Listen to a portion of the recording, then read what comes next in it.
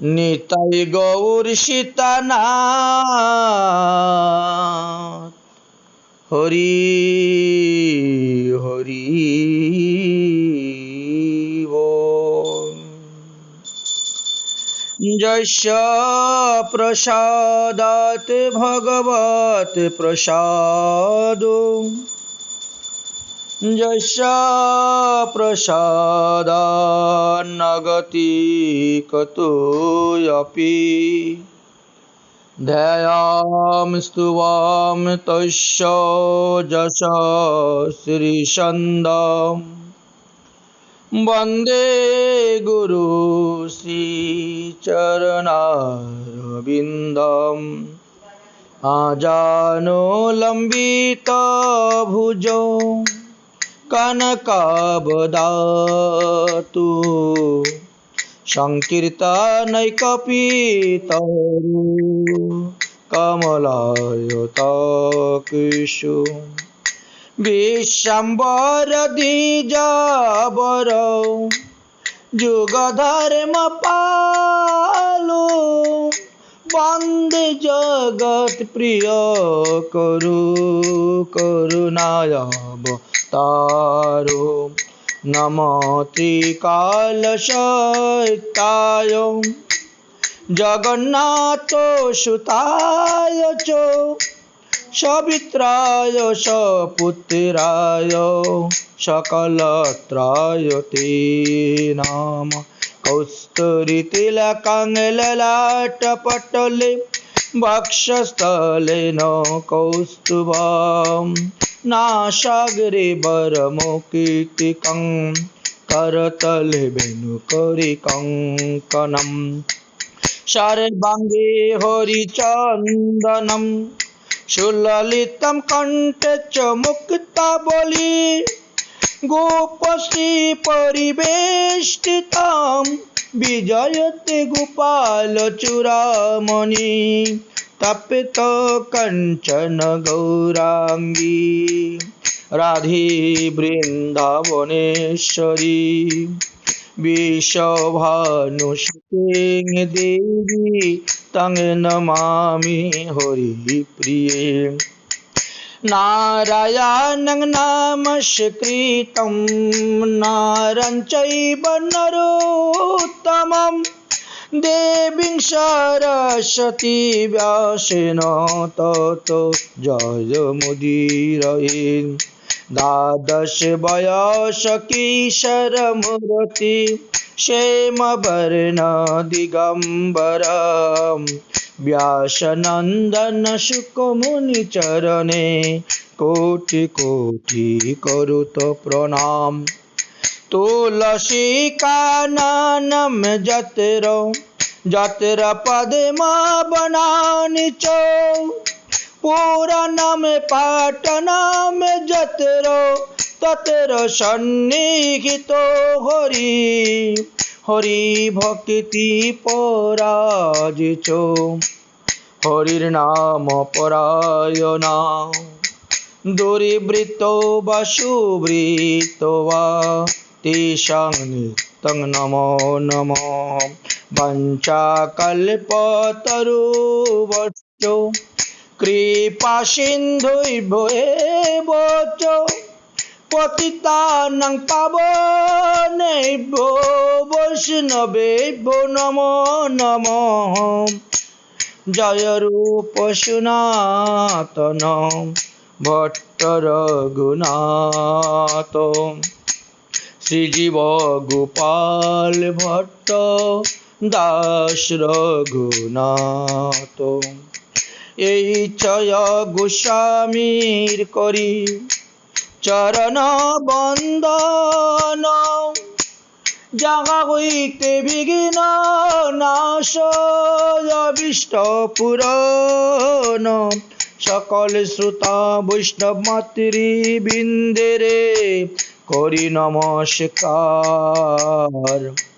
কৃপা করি চরণ ধুলি দাও শিরতে আমার दुर्गमे प्रदीमेन वैश्य स्खलते पादे न गतेर्मुहो সকৃপা যষ্টিদানেন সন্তু সন্তু অবলম্বনম সকৃপা যষ্টিদানেন সন্তু সন্তু অবলম্বনম।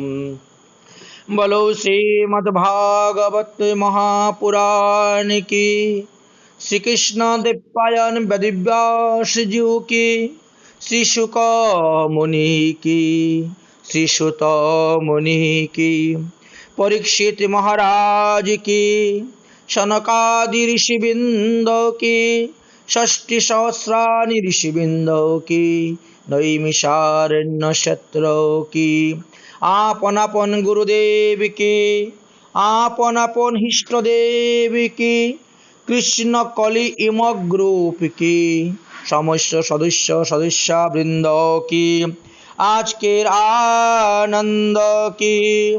जय जय श्री राधे श्याम निताई गौर हरि हरि बोल।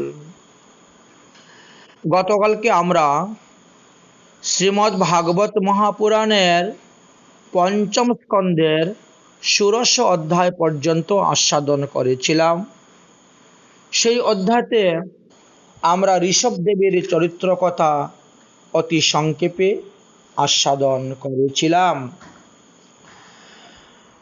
সুখদেবজি বললেন, হে মহারাজ পরীক্ষিত, ব্রাহ্মণেরও পরম গুরু এই ঋষভদেব। তিনি বিশুদ্ধ চরিত্রবান ছিলেন। তিনার চরিত্র কথা আমরা আস্বাদন করেছি। এই চরিত্র কথা শ্রবণ করলে কি হয়? বলছেন মানুষের সমস্ত পাপ দূরীভূত হয়। যে ব্যক্তি এই চরিত্র কথা একাগ্রত চিত্তে শ্রদ্ধাপূর্বক শ্রবণ করবেন বা অন্যকে শ্রবণ করাবেন, তারা উভয়েই ভগবান বাসুদেবের প্রতি অনন্য ভক্তি লাভ করিতে পারবেন। হে রাজন, ভগবান তো মুক্তিদান তাড়াতাড়ি করে দেন, কিন্তু ভক্তি অত সহজে কাউকে দিতে চান না।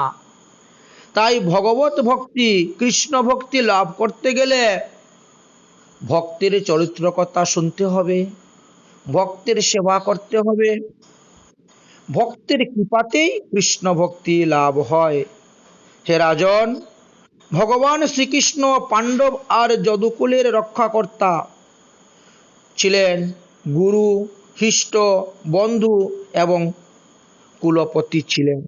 তবুও তিনি প্রয়োজনে তাদের সেবক হয়ে দায়িত্ব পালন করেছিলেন। এইভাবে তিনি অনন্য ভক্তদের বিভিন্ন কাজ তিনি করতে পারেন। ভগবান নিজেই ভক্তদের কাজ করে থাকেন, তাদেরকে মুক্তি প্রদানও করে থাকেন। কিন্তু ভক্তি থেকে বড় হলো প্রেম ভক্তি, তা তিনি কাউকে এত সহজে, অতি সহজে দেন না। আমরা দেখতে পেয়েছি কলিযুগ পাবন অবতার শ্রী শ্রী গৌরাঙ্গ মহাপ্রভু, তিনি নিজের মুখে যেমন বলে গিয়েছেন তেমনি তিনি আচরণও করে গিয়েছেন। ঠিক তেমনিভাবে ঋষভদেব তিনার শতপুত্রদেরকে উপদেশ দান করেছিলেন। কি বলেছিলেন? মহতে সেবাং ধর্মাহ বিদুর মুক্তি তমুদ্দারং যোষিতাম সঙ্গী সঙ্গত। অর্থাৎ মহতের সেবা করলে তোমরা সংসার বন্ধন থেকে মুক্ত হবে, প্রেম ভক্তি লাভ করতে পারবে। আর স্ত্রীলোকের সঙ্গ করলে, অসৎ লোকের সঙ্গ করলে নরকের দ্বার স্বরূপ তোমাদেরকে নরকে যেতে হবে। তাই আরাধনানাম সর্বেষাং বিষ্ণু আরাধনম পরম তস্মাদ পরতরং দেবী তদীয়ানাং সমুচ্চয়ম। কোন এক সময় ভক্তিরসামৃত সিন্ধু গ্রন্থতে লেখা আছে, মহাদেব পার্বতীকে বলছিলেন, হে পার্বতী দেবী, নিখিল দেবদেবীর আরাধনা অপেক্ষা বিষ্ণুর আরাধনাই শ্রেষ্ঠ, অর্থাৎ কৃষ্ণের আরাধনাই শ্রেষ্ঠ। তদপেক্ষাও বৈষ্ণবের আরাধনা আরও শ্রেষ্ঠ, কারণ বিষ্ণুর প্রসাদী দিয়েই বৈষ্ণবগণকে প্রসন্ন করা যায়, সেবা করা যায়। আর যদি কোনো বৈষ্ণব আপনার প্রতি প্রসন্ন হয়ে যান, তাহলে অনায়াসেই ভক্তি প্রেম আপনি লাভ করতে পারবেন। তাই কৃষ্ণ সেবা হইতে হো বৈষ্ণব সেবা বড়, ভাগবত আদি সর্বশাস্ত্রে কইলেন ধর। দৃঢ়ভাবে বলে গেলেন শ্রীমদ্ ভাগবতে, চৈতন্য ভাগবতে আদি সব কিছুতে। কেননা বললেন বৈষ্ণব সেবার দ্বারা জীবের পাপ তাপ নষ্ট হয় এবং তিনি উত্তম ভগবত ভক্তি লাভ করতে পারেন। এতেকো বৈষ্ণব সেবা পরময় উপায়, ভক্ত সেবা হইতেও সবাই কৃষ্ণ পায়। এই বৈষ্ণব সেবা এবং ভক্ত সেবার দ্বারা কৃষ্ণ ভক্তি লাভ হয়, কৃষ্ণকে পাওয়া যায়। কৃষ্ণ ভজিবার যার আছে অবিলাস, সেই ভজুক কৃষ্ণের মঙ্গল নিজ দাস। যদি কৃষ্ণকে পেতে চান, তাহলে কৃষ্ণ ভক্তের ভজন করুন। সবারে শিকান গৌর চন্দ্র ভগবানে, বৈষ্ণব সেবা প্রভু করিয়া আপনে। মহাপ্রভু যখন নবদ্বীপে ছিলেন, তখন তিনি কি করতেন? তখন তিনি নিজে বৈষ্ণব সেবা করতেন। কোনো বৃদ্ধ বৈষ্ণব গঙ্গায় স্নান করতেছেন, কাপড়টাকে নিংড়াতে পারছেন না, শক্তি দিচ্ছেন না। মহাপ্রভু তিনার কাপড়টাকে ভালো করে নিংড়িয়ে দিয়ে দিতেন। কারো বা সাজি বয়ে নিয়ে যেতেন, কারো বা ধুতি বয়ে নিয়ে যেতেন, কাউকে কুশ এনে দিতেন, কাউকে গঙ্গার জল, গঙ্গা মৃত্তিকা এনে দিতেন তিনার পূজার সাহায্য করার জন্য। তার প্রমাণ আমরা চৈতন্য চরিতামৃতে পাই। নিংড়াইয়ে বস্ত্র কারু করিয়া যতনে, ধুতি বস্ত্র তুলি কারু দেন তো আপনে। কুশ গঙ্গা মৃত্তিকা কাহারো দেন করে, সাজি বহি কোনদিন চলে কারু ঘরে। সকল বৈষ্ণবেরা করে হায় হায়, কি করো কি করো, তবু করেন গৌর রায়। এইভাবে মহাপ্রভু তাদের সেবা করতেন। কি জন্য করতেন? তিনি জীবকে শিক্ষা দিচ্ছেন। আপনি আচরি ধর্ম জীবেকে শিখায়। তাই ঋষভদেব নিজে আচরণ করে পুত্রদেরকে শিক্ষা দিলেন, জগৎবাসীকে শিক্ষা দিলেন, তোমরা যদি ভগবত প্রেম লাভ করতে চাও, তাহলে তোমরা মহতের সেবা করো। তো এইভাবে বর্ণন করে গিয়েছেন মহৎ সেবার মহিমার কথা। আমরা দেখতে পাচ্ছি সেখানে মহাপ্রভু নিজেও তিনার ভক্তগণের সেবা করেছিলেন। তোমরা যে পারো কৃষ্ণ ভজন দিবারে, দাসেরে সেবিলে কৃষ্ণ অনুগ্রহ করে। যখন মহাপ্রভু বৈষ্ণবদের সেবা করতেন, বৈষ্ণবরা হায় হায় করতেন। মহাপ্রভু বলতেন, আরে বাবা, তোমাদের সেবা করলে তোমরাই তো, কৃষ্ণ তো তোমাদের ধন, তোমরাই কৃষ্ণকে দিতে পারো। তাই আমি তোমাদের সেবা করতেছি কৃষ্ণ ভক্তি লাভের জন্য। তোমরা সবাই সেবিলে সেই কৃষ্ণ ভক্তি পাই। বৈষ্ণবের সেবা করলেই কৃষ্ণ ভক্তি লাভ করা যায়।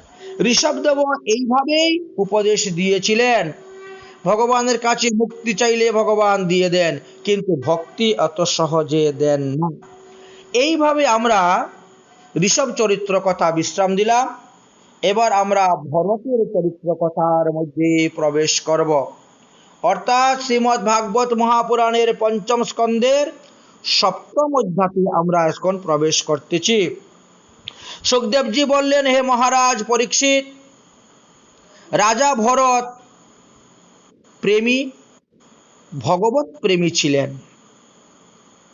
ভগবান ঋষভদেব নিজের ইচ্ছা অনুসারে ভরতকে পৃথিবী পালনে নিযুক্ত করেছিলেন, রাজা করে দিয়েছিলেন। ভরত পিতার আদেশ অনুসারে বিশ্বরূপের কন্যা পঞ্চজনীকে বিবাহ করেছিলেন। যেমন অহংকার থেকে 5টি সূক্ষ্ম তত্ত্ব উৎপন্ন হয়, তেমনি পঞ্চজন্যর গর্ভ হইতে ভরতের ঔরসে 5টি সন্তান উৎপন্ন হয়েছিল। নাম হলো এক সুমতি, 2 হলো রাষ্ট্রবৃত, 3 সুদর্শন, 4 আবরণ, আর 5 নম্বর হলেন ধূস্রকেতু। এই 5টি সন্তান হয়েছিল। তারা সকলেই ভরতের অনুরূপ গুণবান ছিলেন। যে ভূখণ্ডের নাম আগে অজনাব বর্ষ ছিল, ভরতের সময় হইতে সেই রাজ্যের নাম ভারতবর্ষ হলো। তাই আমরা আজ ভরতের চরিত্র কথা আস্বাদন করব। সুখদেবজি বললেন, হে রাজন, ভগবত ভক্ত ভরত ঋষভদেবের পরে ভারতবর্ষে রাজা হলেন, রাজ্য শাসন করলেন। তারপর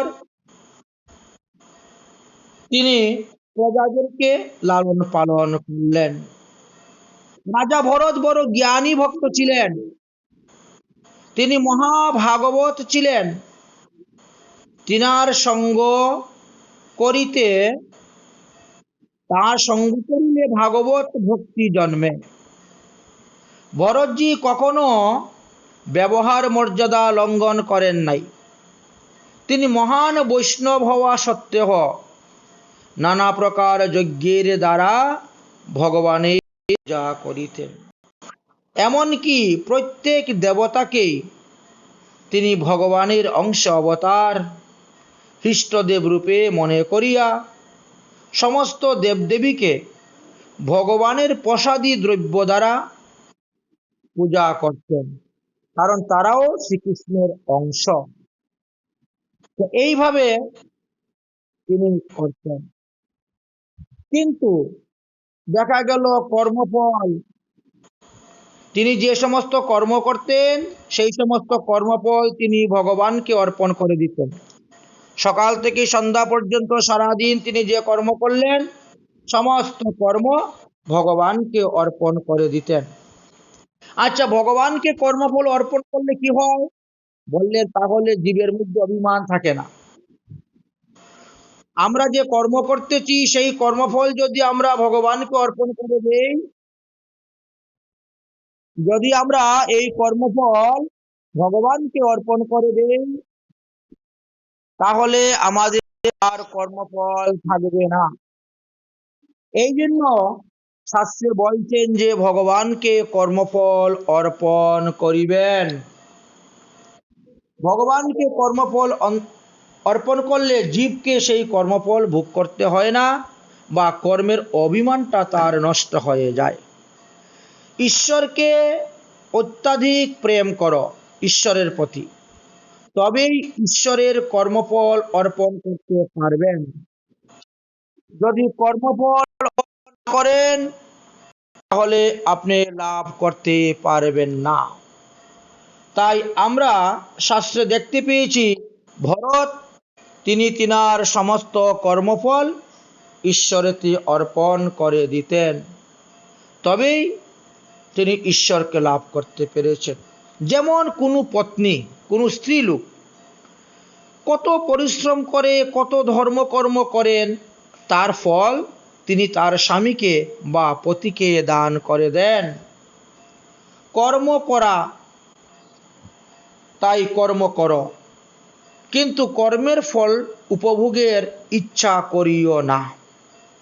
কর্মফল উপভোগের ইচ্ছা রাখিলেই কর্মের ফল অল্প হয়ে যাবে, অল্প ফল মিলবে। আর যদি সেই ফল ভগবানকে অর্পণ করতে পারো তাহলে অনন্ত ফল লাভ করতে পারবেন। এই শিক্ষাটা আমরা ভরতের কাছ থেকে লাভ করেছিলাম। রাজা ভরত নিষ্কামভাবে কর্ম করতেন, আর সেই কর্মের ফল শ্রীকৃষ্ণকে তিনি অর্পণ করে দিতেন। অমেন কর্মণা ভগবান পরমেশ্বর প্রিয়তাম ন মম ন মমঃ। হে পরমেশ্বর, আমি যা কিছু কর্ম করেছি সব কিছু আমি তোমাতেই সমর্পণ করলাম, আমার কিছুই নেই, আমার কিছুই নেই। এইরূপ নিষ্কাম কর্ম করতে করতেই আপনার হৃদয়ে ভক্তির উদয় হবে। যেরকম রাজর্ষি ভরতের অন্তঃকরণ শুদ্ধ হয়ে গিয়েছিল, ঠিক তেমনিভাবে আপনার আমারও অন্তঃকরণ শুদ্ধ হয়ে যাবে। বর্ষাযুত সহস্র প্রজাতি বসতিম কর্ম। রাজর্ষি ভরত 1 কোটি বৎসর প্রজা পালন করেছিলেন, রাজত্ব করেছিলেন, রাজ্য ভোগ করেছিলেন। যৌবন অবস্থাতেই তিনি একদিন মনে করলেন যে আমি রাজ্য ত্যাগ করে হরিভজন করব। কারণ বৃদ্ধ অবস্থাতে গিয়ে হরিভজন করা যাবে না। ভরতের কাছ থেকে আমরা কত কিছু শিখতে পাচ্ছি। তাই যৌবন অবস্থাতেই একদিন বৈরাগ্য আসিয়া তিনার মনের মধ্যে উদয় হল। তাই তিনি তার পুত্রদের উপর রাজ্যভার দিয়ে শ্রী হরির চরণ স্মরণ করার জন্য তিনি রওনা হলেন। তাহলে যৌবনকালেই মনজ্ঞ মনকে স্থির করলেন। স্ত্রী, পুত্র, সুহৃদ, আত্মীয় স্বজন, ইষ্টি, কুটুম্ব, রাজ্য প্রভৃতি বিষয় সকলকে বিষ্টাবৎ হেয় জ্ঞান করে তিনি অনায়াসেই সব কিছু ত্যাগ করে হরিভজনের জন্য উদ্যত হলেন। এই জায়গার থেকে আমরা কি শিখতে পেলাম? যদি যৌবন অবস্থায় বৈরাগ্য যুক্ত হইয়া ইন্দ্রিয় সংযম করিয়া ভজন করতে থাকেন, তো তিনি বৃদ্ধ অবস্থায় ভগবান প্রাপ্ত হইবেন। আর বৃদ্ধ অবস্থায় যদি আমরা হীন বল, হীন বীর্য, সেই সময় যদি আমরা হরির ভজন করতে যাই, তাহলে কঠোর ভজন, কঠোর নিয়ম, কঠোর তপস্যা করতে পারব না। এই জন্য তপস্যা যৌবন অবস্থা থেকেই আরম্ভ করে দেওয়া উচিত। বৃদ্ধ অবস্থায় তপস্যা করলে কি করতে হবে? আবার পরজন্মে জন্য অপেক্ষা করতে হবে। যদি এই জন্মে সিদ্ধি লাভ না হয়, তাহলে এই ভজন তো নষ্ট হবে না, সেটা আবার পরজন্মে সেখান থেকে শুরু করে দিতে হবে। তাই বলছেন, শরীর দুর্বল হওয়ার পরে ব্রহ্মচর্য পালন করে কোনো লাভ নেই। ব্রহ্মচর্য পালন করতে হবে যৌবন অবস্থাতে। যেমন ভগবান রামচন্দ্র যৌবন অবস্থায় বনে গিয়েছিলেন। ভগবান রামচন্দ্র যখন বনে গিয়েছিলেন, তখন রামচন্দ্রের বয়স ছিল 27 বৎসর, আর মা সীতাদেবীর বয়স ছিল 18 বৎসর। রামচন্দ্র যৌবনকালেই রাবণকে বধ করিয়াছিলেন। এর দ্বারা বুঝাইলেন, তোমরা তোমাদের যৌবন অবস্থায় কামরূপী রাবণকে বিনাশ করো। বৃদ্ধ অবস্থায় যে বৈরাগ্য আসে, তাহা আসল বৈরাগ্য নহে। যৌবনেই বৈরাগ্যের পরীক্ষা হয়ে থাকে। যার কাছে কিছুই নাই, সে তাহা ত্যাগ করিতে কোনো অসুবিধা হয় না, কষ্ট হয় না। যৌবনে সুখ সম্পত্তি থাকা সত্ত্বেও যে বিষয় সুখে লিপ্ত হয় না, তাকেই প্রকৃত বৈরাগ্য বলা হয়। যেমন রঘুনাথ দাস গোস্বামীর বৈরাগ্য ছিল প্রকৃত বৈরাগ্য, ঠিক তেমনিভাবে ভরত রাজার বৈরাগ্য আমরা এখানে প্রকৃত বৈরাগ্য দেখতে পাচ্ছি। সব কিছু ত্যাগ করে চলে গিয়েছিলেন। ভরতের মন আর গৃহেতে লাগলো না। রাজ্য, বৈভব, সুখ, শান্তি, স্ত্রী, পুত্রাদি সব কিছু আছে, কিন্তু চক্ষু বন্ধ করলে আর কিছুই দেখা যায় না, সব অন্ধকার। জন্মের পূর্বে জীবের কারো সঙ্গে কোনো আত্মীয়তার সম্পর্ক ছিল না, আবার মৃত্যুর পরেও কেউ আত্মীয়তা ব্যবহার থাকবে না। তাই আগে এবং পিছে কেউই নেই, কিন্তু আমরা মনে করি সবই আছে। ওটা হলো আমাদের মায়ার খেলা। মায়াদেবী এই মধ্যের সময়টাকে আত্মীয় স্বজনের মায়া মমতা দিয়ে ভরে রেখে দেন। তাই রাজর্ষি ভরত চিন্তা করলেন, সংসার সুখ উপভোগ তো আমি 1 কোটি বৎসর পর্যন্তই করলাম, এখন এইসব ত্যাগ করার দরকার। নিজের ইচ্ছাতে বিষয় ত্যাগ করলে শান্তি পাওয়া যায়। বিষয় ত্যাগটা দুরকম হয়ে থাকে। তো একটা হলো নিজের ইচ্ছাতে বিষয় ত্যাগ করা। যদি কেউ নিজের ইচ্ছাতে বিষয় ত্যাগ করে তাহলে সে শান্তি পায়।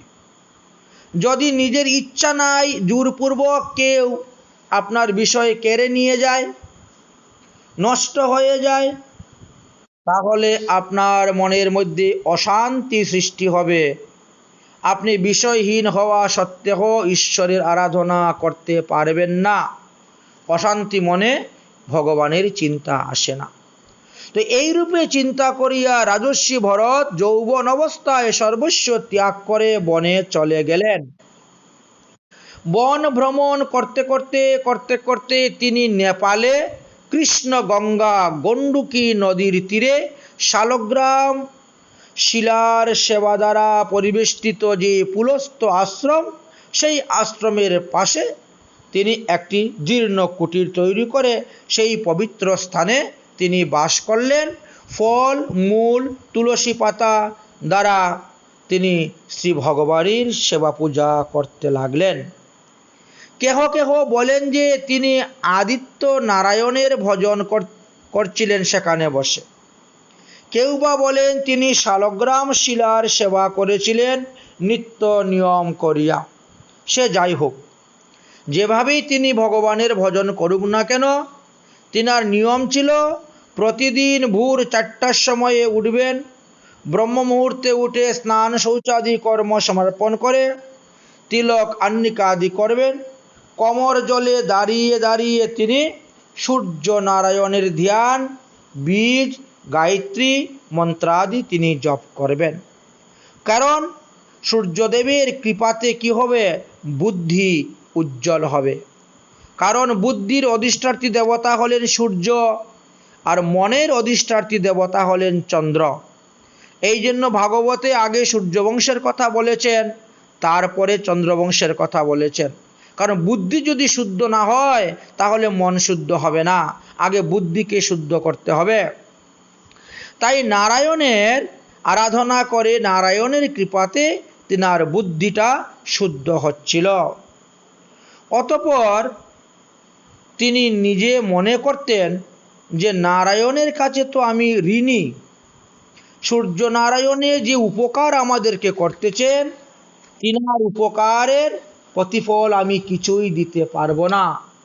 তিনি এই জগতে সর্বদা প্রকাশ দান করে যাচ্ছেন, আলো দান করে যাচ্ছেন। সূর্য উদয় না হলে তো জগৎ প্রলয় হয়ে যাবে।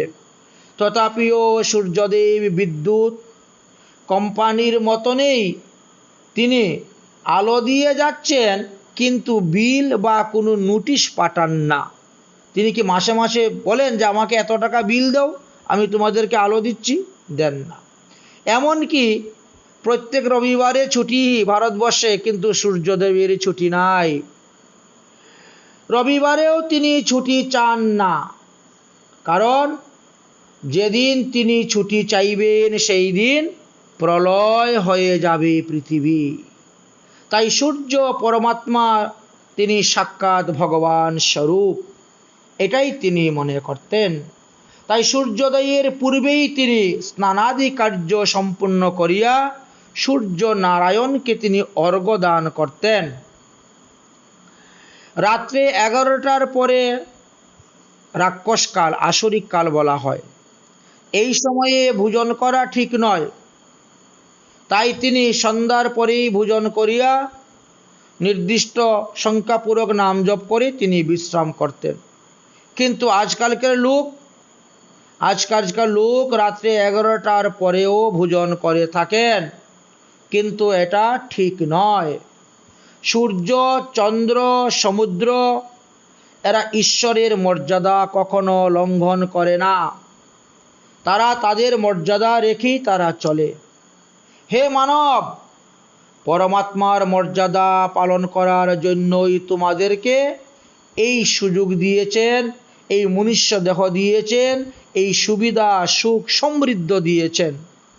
তাই তো ভরতজি সূর্য নারায়ণের নিকটে প্রার্থনা করিতেন, হে ভগবান, আমি আপনার এই তেজকে ধ্যান করতেছি, যাহার দ্বারা সম্পূর্ণ জগৎ নির্মাণ হইতেছে, যাহাতে আপনি প্রবৃষ্ট হইয়া সর্বদা জীবকে দেখিতেছেন। জীব আপনাকে দেখিতে পায় না। আপনি আমাকে এমন বুদ্ধি প্রদান করুন যাহাতে আমি আপনাকে দেখতে পাই। এইভাবে তিনি ভগবানকে কাছে প্রার্থনা করতেন। সুখদেবজি বললেন, হে রাজন। অতঃপর ভরতজি কি করলেন? মানসিক সেবা করতে লাগলেন। তাহলে ভগবানের সেবা আমরা একটা বাহ্যিকভাবে করতে পারি, আরেকটা সেবা আমরা মানসিকভাবে করতে পারি। বাহ্যিক সেবার জন্য অনেক কিছু দ্রব্যের প্রয়োজন হয়, কিন্তু মানসিক সেবা এক স্থানে বসেই করা যায়, দৌড়াদৌড়ি করতে হয় না। এবং বাহ্যিক সেবা হইতে মানসিক সেবার শতগুণ বেশি ফল পাওয়া যায়। মানসিক সেবা মানে ধ্যানের দ্বারা একে শ্রেষ্ঠ সেবা বলা হয়েছে। ঈশ্বরের প্রতি মন তন্ময় রেখে যাওয়াকেই মানসিক সেবা বলা হয়। এই মানসিক সেবা অনেকেই করে থাকেন। আমরা একটা মানসিক সেবার উদাহরণ আপনাদেরকে দিচ্ছি। কোনো এক সময়ে এক কৃপণ ব্যবসায়ী এক গোসাইয়ের কাছে নিয়ে গিয়ে বলছেন, মহারাজজি, আমি ভগবানের সেবা করতে চাই, কিন্তু যাহাতে আমার একটা পয়সাও খরচ না হয় এই রকম কোনো পথ থাকলে আপনি আমাকে বলুন। তো গোসাইজি বলছেন, তাহলে আপনি মানসিক সেবা মার্গ অবলম্বন করুন, মানসিক সেবা মার্গ করতে পারেন। কৃপণ ব্যবসায়ী বলল, মানসিক সেবা বিনা আচ্ছা অন্য কোনো সেবা নাই? বলে, না, অন্য সেবায় তো খরচ আসবে, মানসিক সেবাতে কোনো খরচ করতে হয় না। কারণ হলো ওটা কেবল মনে মনে চিন্তা করে করতে হয়। আমি ভগবানের জন্য জল নিয়ে আসতেছি, ফুল নিয়ে আসতেছি, তুলসী নিয়ে আসতেছি, এই ভগবানকে স্নান করাচ্ছি, এই ভগবানকে বস্ত্র পরাচ্ছি, এই তো ভগবানকে তিলক করাচ্ছি, এই ফুল তুলসী অর্পণ করলাম, এই রান্ধন করলাম, এই ভোগ লাগালাম, এই ভগবান ভোজন করেছেন, ভগবানের হাত মুখ ধোয়াইয়া আচমন দিয়ে পালঙ্কে শয়ন দিয়ে দিলাম। এইভাবে মনে মনে চিন্তাকেই বলা হয় মানসিক সেবা। কৃপণ বণিক তখন বললেন, এইরূপ সেবা করলে কি ভগবান সন্তুষ্ট হবেন? তিনি কি সেবা গ্রহণ করবেন? গোসাইজি বলছে, নিশ্চয়ই হবে, যেহেতু শাস্ত্রে এটা লেখা আছে। তবে তুমি যে ভগবানের সেবা করতে যাচ্ছ, ভগবানের তো অনন্ত রূপ আছে, তোমার কোন রূপটা ভগবানের কাছে ভালো লাগে বলো তো? সেই কৃপণ বণিক বলছেন, বালগোপাল, অর্থাৎ ভগবান শ্রীকৃষ্ণের বাল্যলীলা সেই গোপাল মূর্তিটা আমার কাছে খুব অধিক প্রিয়।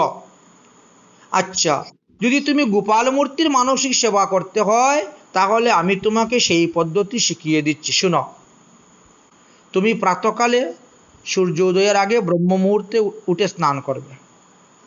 স্নান টান করে তিলক করে তুমি শুদ্ধ আসনে বসবে।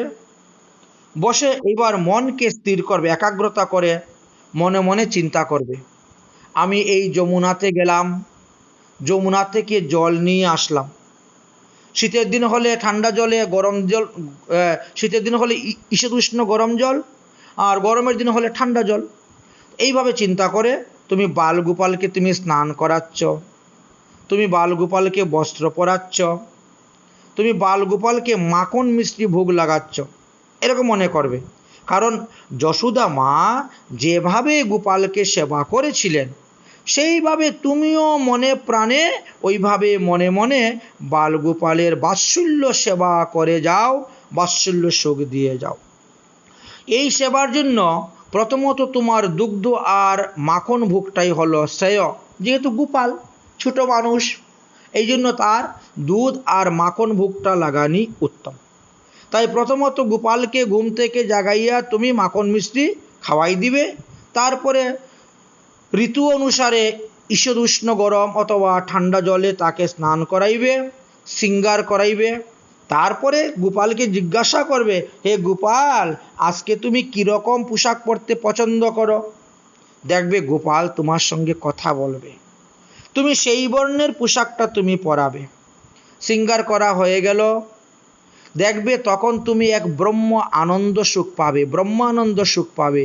নিজের হাতে তুমি গোপালকে শৃঙ্গার করাচ্ছ, স্নান করাচ্ছ, খাওয়াচ্ছ। তারপরে নৈবেদ্য দিয়ে আরতি করে তার চরণে ক্ষমা চাইয়ে তাকে শয়ন করিয়ে দিবে। গোসাইজির কথা মতো ওই বণিক শ্রীকৃষ্ণের বালমূর্তি মনে মনে মানসিকভাবে চিন্তা করে সেবা করতে শুরু করলেন। প্রতিদিন প্রেমের সহিত মানসিক সেবা করতে করতে করতে করতে এতই তন্ময় হয়ে গেলেন যে ওই মানসিক সেবাটাকে তিনি বাস্তব সেবা বলেই মনে করছেন। বাস্তব তিনি কৃষ্ণের সঙ্গে কথা বলতেছেন, কৃষ্ণকে খাওয়াচ্ছেন, কৃষ্ণকে ঘুম পাতাচ্ছেন, এরকম হয়ে গেছে। এইভাবে দীর্ঘ 12 বৎসর মানসিক সেবা করলেন। একদিন বণিকের মনে মনে ইচ্ছা হলো আজকে ভগবানকে একটু গরম দুধ খেতে দিব। এখন তিনি মনে মনেই চুলা জ্বালাচ্ছেন, মনে মনেই দুধ গরম করতেছেন। দুধ গরম করার পরে ওই মনে মনেই দুধের মধ্যে চিনি দিচ্ছেন। এখন চিনি দিতে গিয়া একটু চিনি বেশি পড়ে গেছে। এখন চিন্তা করলো চিনি তো বেশি পড়ে গেছে, তাহলে ওখান থেকে চিনিটা তুলে রেখে দিই, কালকে আবার দুধের সঙ্গে মিশ্রিত করে ঠাকুরকে দিয়ে দিব। কারণ ও তো কৃপণ বণিক, তো তাই চামচ দিয়ে দুধ থেকে চিনিটা তুলতে আরম্ভ করেছে। মনে মনে চিন্তা করছে এত অপচয় করার দরকার নাই, চিনি বেশি পড়ে গেছে, কালকে আবার দিয়ে দিব। আচ্ছা, দেখুন সেই কৃপণের স্বভাবটা সহজে যায় নাই। এখানে তো না আছে প্রাকৃতিক বাসন, না আছে প্রাকৃতিক দুধ, না আছে প্রাকৃত চিনি। এখানে তো সে মানসিক সেবা করতেছে, তথাপিও সেবায় তন্ময় হওয়ার কারণে সমস্ত দ্রব্যকে সে বাস্তব প্রত্যক্ষ দেখতেছে, বাস্তব মনে করতেছে। অথচ মনে মনে কল্পনা করিয়া সেই চিনি দুধের গ্লাস হইতে বাহির করতে লাগিল। এমন সময় ভগবান বালকৃষ্ণ প্রকট হয়ে ওই কৃপণ বণিকের হাতটা ধরলেন। ধরে বললেন, হে কৃপণ বণিক, একটু বেশি চিনি পড়ে গেছে, তাতে তোমার কি ক্ষতি হয়েছে? তুমি কি বাজার থেকে কিনে এনে দিয়েছো নাকি? না তোমার একটা পয়সা খরচ হয়েছে? এই বলে ভগবান সেখান থেকে অন্তর্ধান হয়ে গেলেন। অবশ্য ভগবানের পরশ পাওয়ার পরে বণিক আসল বৈষ্ণব হয়ে গিয়েছিল, ভক্ত হয়ে গিয়েছিল। তো এই গল্পটা এখানে দেওয়ার তাৎপর্য হলো যে ভরত মহারাজ এই মানসিক সেবা আরম্ভ করেছিলেন। শাস্ত্রে জানা যায় 12 বৎসর যে কোনো সৎকার্য যদি একই নিয়মে করা যায় তাহলে তার ফল অবশ্যই মিলে। তাই ভরতজিও মানসিক সেবা আরম্ভ করেছিলেন। তিনি মানসিক সেবায় তন্ময় হয়ে আছেন। যে ভগবানের পিছনে লাগে, ভগবানের পিছনে ছুটে, দেখবেন মায়াও ক্রমানুসারে তার পিছনে ছুটার চেষ্টা করে। এটা মায়ার স্বভাব। মায়াদেবী তখন কি করলেন? এই ভরত মহারাজের পিছনে লেগে গেলেন। আচ্ছা, মায়াদেবী কেন ভরতের পিছনে লাগলেন? মায়া কেন তাকে আক্রমণ করতে চাইলেন? কিন্তু আক্রমণ করতে পারছেন না। কেননা মায়া মনে করে যে সেতু, আচ্ছা বললেন মায়া গৃহস্থ মানুষের, সংসারের মানুষের পিছনে বেশি লাগে না, মায়াদেবী সাধু সন্তর পিছনে বেশি লাগে। বলছেন কেন লাগে? বলছেন মায়াদেবী মনে করে এত গৃহস্থ, এত স্ত্রী পুত্র আত্মীয় স্বজন ইষ্টি কুটুম্ব বাড়ি গাড়ি নারী নিয়ে তো মায়ার মধ্যে আক্রমণ হয়ে মরেই আছে, তো তার পিছনে লেগে কি করব, মরার পিছনে। কিন্তু যে আমার বন্ধনকে কেটে ঈশ্বর ভজন করে ঈশ্বরকে ধরতে যাচ্ছে তার পিছনে লাগা প্রয়োজন।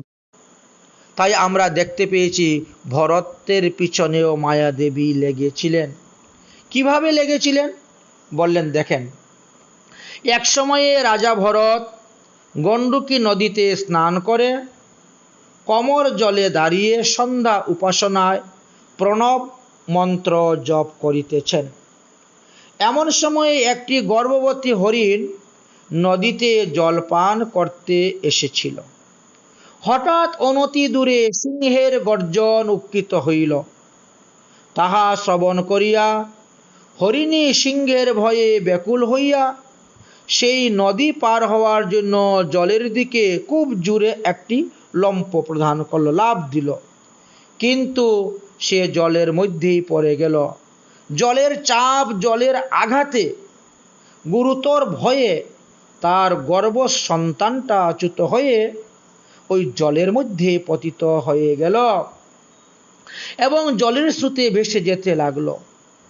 আর ওই হরিণী নদী লাফিয়ে লাফিয়ে নদীর জল থেকে নদীর তীরে গিয়ে কোথায় গিয়ে গিরিগুফার মধ্যে ঢুকে গেল এবং সে মারা গেল।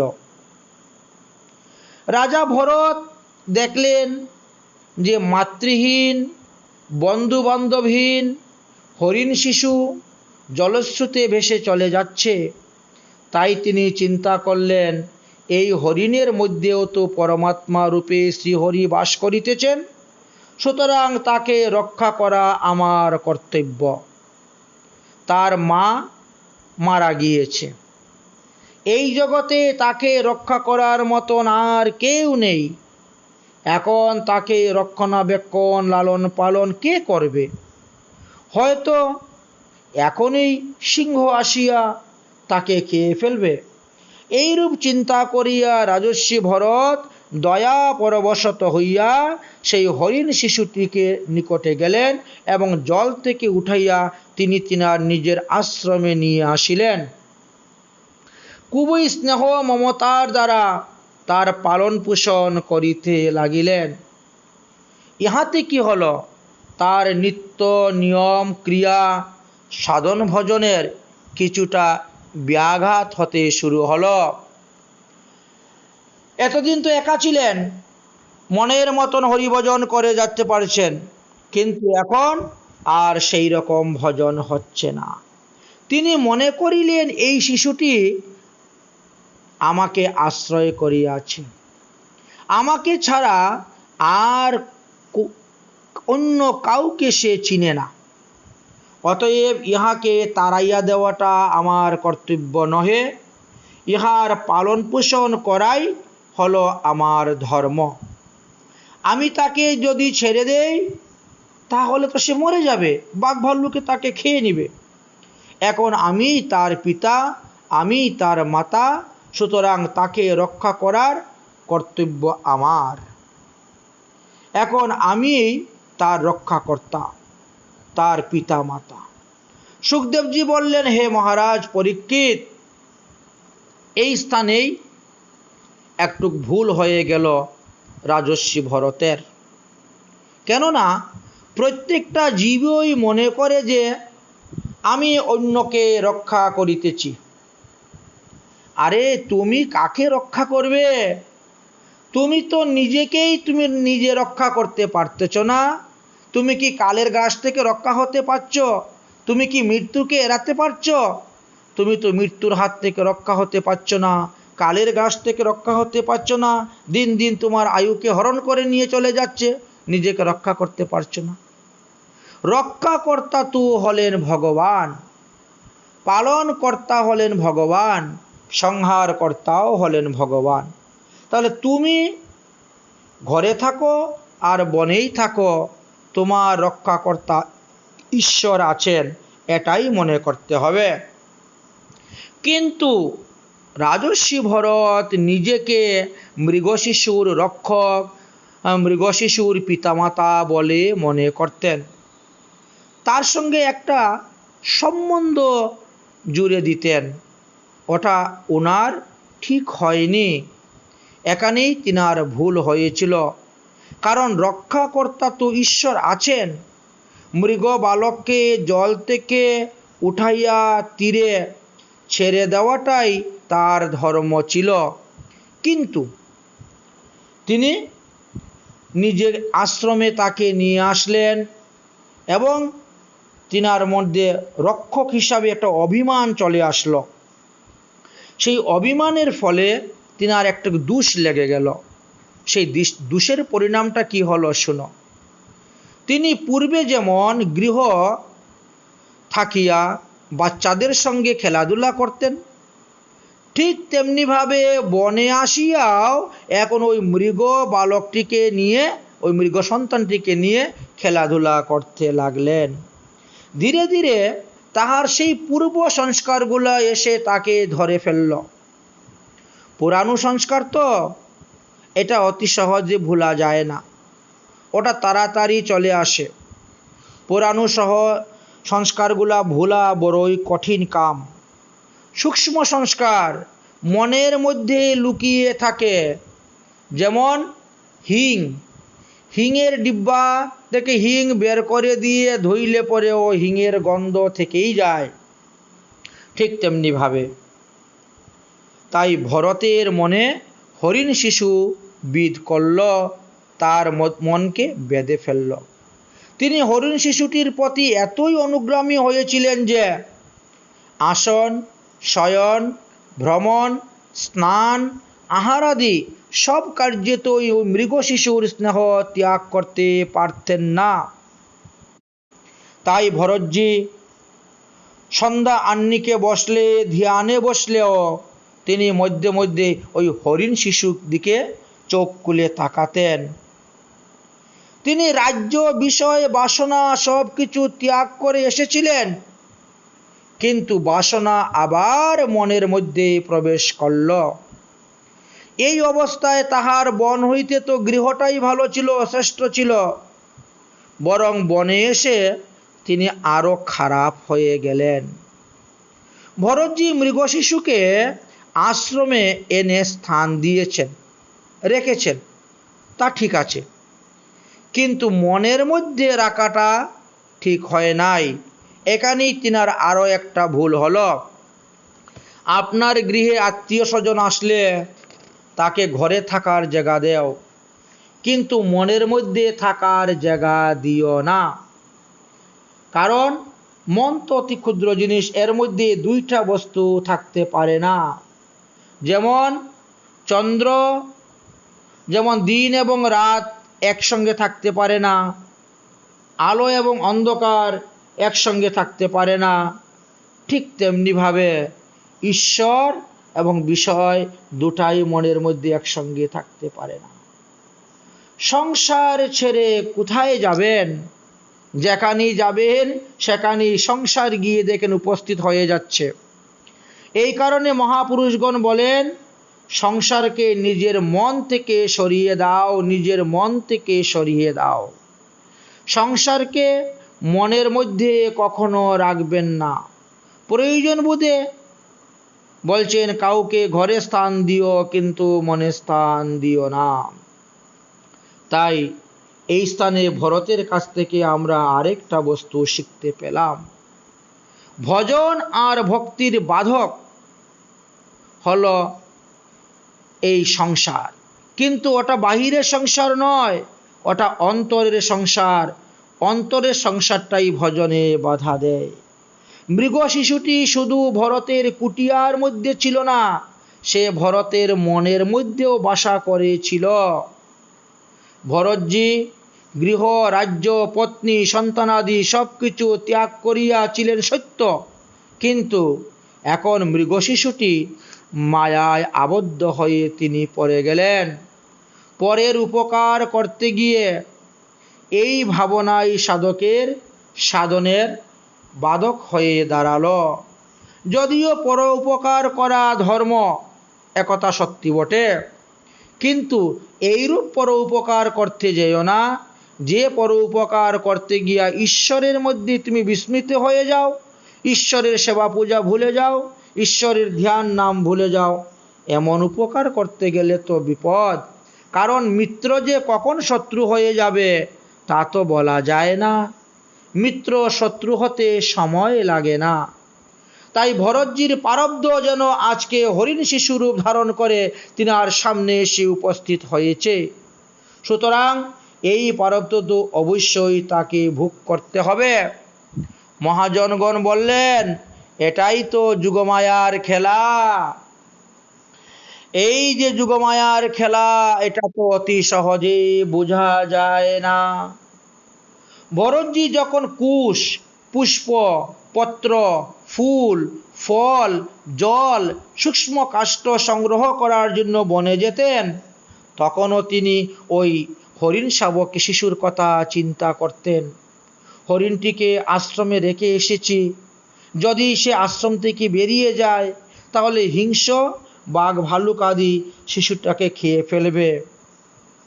এই জন্য কখনো কখনো তিনি কি করতেন, নিজের সঙ্গে করে নিয়ে চলে যেতেন ওই সমস্ত দ্রব্য আরোহণ করার জন্য। ফুল ফল গঙ্গাজল সূক্ষ্ম কাষ্ঠ আনতে হরিণটিকে সঙ্গে করে নিয়ে যেতেন। এখন রাস্তায় কোথায় কোমল কোমল ঘাস দেখেছে, হরিণটা ঘাস খেতে শুরু করে দিয়েছে। তিনি হেঁটে চলে যাচ্ছেন, হঠাৎ দেখেন পিছনে হরিণ নেই। আরে কোথায় গেল? তাড়াতাড়ি দৌড়ে আবার পিছন দিকে যান, গিয়ে দেখেন সে তার ঘাস খাচ্ছে।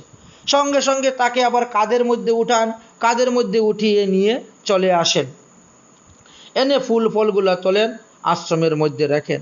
এইভাবে এত প্রীতি তার সঙ্গে হয়েছিলেন, এত আসক্তি তার প্রতি হয়ে গিয়েছিলেন। তিনি যখন সন্ধ্যা করতে বসতেন, ধ্যান করতে বসতেন, তখন হরিণটি তিনার জিহ্বাটা চাটত। সেই হরিণ শিশুর কোমল কোমল দুইটা শিং উঠেছিল, সেই শিং দিয়ে তিনার পিঠির মধ্যে গুঁতো দিত। এইভাবে তিনার মন হরিণ শিশুর মধ্যে আসক্ত হয়ে গেল। তাতে কি হলো, ভরতজির প্রেম আরো বেড়ে গেল।